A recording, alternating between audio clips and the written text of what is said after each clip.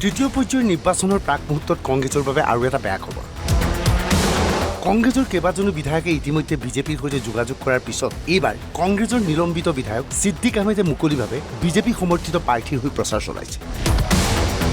এই সভাখনলৈ মন কৰক, গোসাইগাঁৱৰ হাওৰিয়া পেটৰ সংখ্যালঘু অধ্যুষিত অঞ্চলৰ নিৰ্বাচনী সভাত অংশগ্ৰহণ কৰিছে ছিদ্দিক আহমেদ।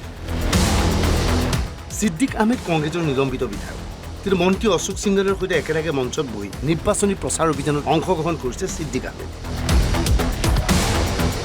আমি মুছলমানে বিজেপিক ভোট নিদিওঁ, কিন্তু তথাপি চৰকাৰ হয় বিজেপি, গতিকে আমি বিজেপিক ভোট দিয়া উচিত।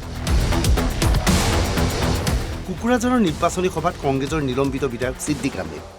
আমরা যে মুসলমান ভাই বোনেরা এখানে আছেন, অনেক সময় আমরা বিজেপিকে পছন্দ করি না, আমরা ভোট দেই না। আমরা ভোট না দেওয়ার পরেও দুইবার আপনারা মনে রাখবেন দিল্লিতে বিজেপি সরকার হয়েছে। যত আমরা মুসলমানরা বিরোধিতা করেছি তত দিল্লিতে বিজেপি সরকার মজবুত হয়েছে। গতবার যে নির্বাচন ছিল, আসামে যে বিধানসভা নির্বাচন ছিল, সেই নির্বাচনে আমরা ইউডিএফ এবং কংগ্রেস আমরা সব মুসলমানরা চিন্তা করলাম যে আমরা এক হয়ে বিজেপিকে পরাস্ত করব। আমরা যখন অ্যালায়েন্স হলো, আমরা এক হলাম, সমগ্র আসামে আমরা 39টা সিটে জিতলাম।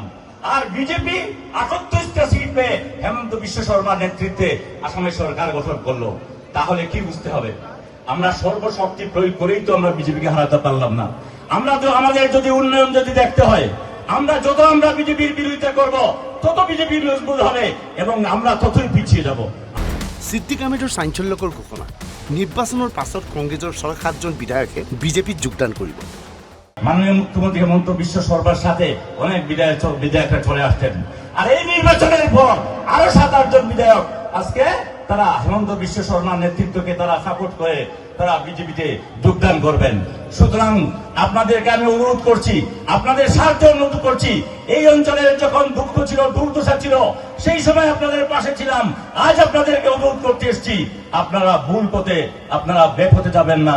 আপনারা সবাই ঐক্যবদ্ধ ভাবে আপনারা এই এখানে প্রমোদ সরকারকে, ইউপিএল সরকারকে আপনারা সাপোর্ট করুন।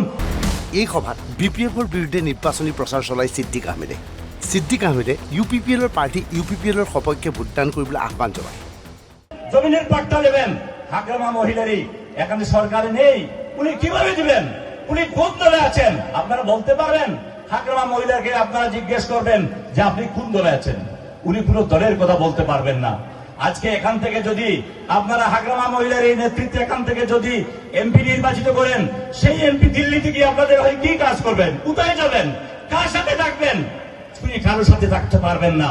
আর আজকে এখান থেকে আপনারা যদি ইউপিপিএল এর যে প্রার্থী জয়ন্ত বসুমাতারি, উনাকে যদি নির্বাচিত করেন, উনার দিল্লিতে সরকার আছে, আসামে উনার সরকার আছে, এই অঞ্চলের ডেভেলপমেন্টের জন্য একমাত্র উনিই কাজ করতে পারবে, আর কেউ করতে পারবে না। উল্লেখযোগ্য যে এইকেইদিন কুকুৰাঝাৰত বাহৰ পাতি আছে মন্ত্ৰী অশোক সিংহাল। অশোক সিংহালৰ তৎপৰতাত ছিদ্দিক আহমেদে এইদৰে ইউপিপিএলৰ হৈ নিৰ্বাচনী সভাত অংশগ্ৰহণ কৰিছে। Bureau' report, NB news.